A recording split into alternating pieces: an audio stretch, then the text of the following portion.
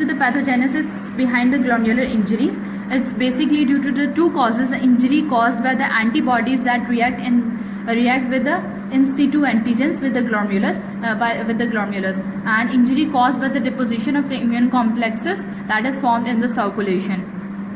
Injury by the antibodies react with the in situ with the glomerulus involves the reactions to the antibody reactions to the antigen. An antigen may be intrinsic or extrinsic, or the antibodies that directed against the glomerular basement membrane. There are two other further causes of the injury caused by the antibody in situ. If I talk about the intrinsic antigen including the M-type phospholipase A2 receptor, the antibodies are going to form against this antigen, which is a fixed insoluble antigen, which is the ultimate fixed part of the glomerulus. The antibodies will form against this, and it will result in the activation of the complement system, and the immune complexes will deposit in the subepithelial location, and immunofluorescence microscopy will show the granular pattern. Response will be basement membrane thickening, as I discussed in the previous video. And if the example of this formation of the antibodies against the antigen is the membranous nephropathy. The secondary examples of the against the mercury chloride and the graft versus host defense. It will result in the activation of the B cells. If I talk about the extrinsic antigen, extrinsic antigen will come from outside and going to bind with the opposite charge structures. Like if the antigen is positively charged, it will going to bind with the negatively charged, like DNA, RNA, nucleosome. The antigen may be bacterial product, the viral product, or the parasitic. Another example is the cow milk. The cow milk contains the bovine albumin.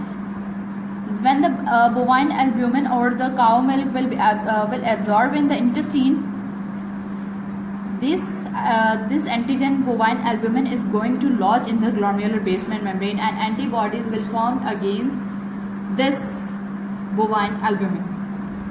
And if the antibodies are directed against the glomerular basement membrane, which part of the glomerular basement membrane will be at high risk is the non-collagenous domain of the type 4 collagen.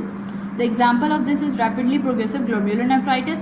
The pattern will be linear, but what is the main consequence?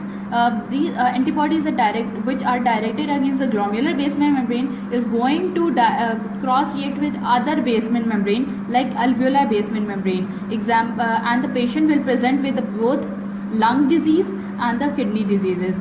And example of this is a Goodpasture syndrome. And what will be the response? Response will be crescentic and the necrotizing.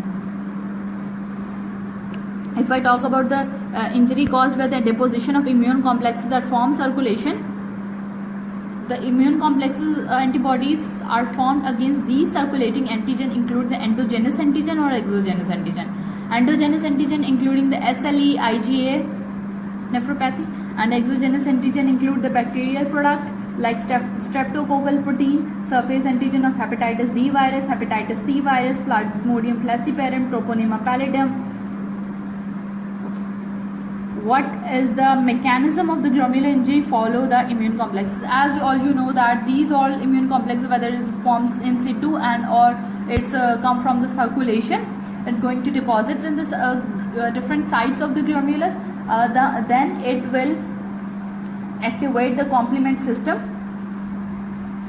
and the inflammatory reactions results in the infiltration of the leukocytes, proliferation of the mesangial cells or endothelial cells.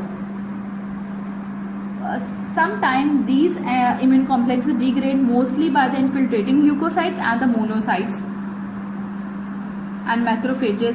Endogenous proteases and inflammatory reaction may subside. But if the antigen is it's occurring if the antigen short-lived and limited.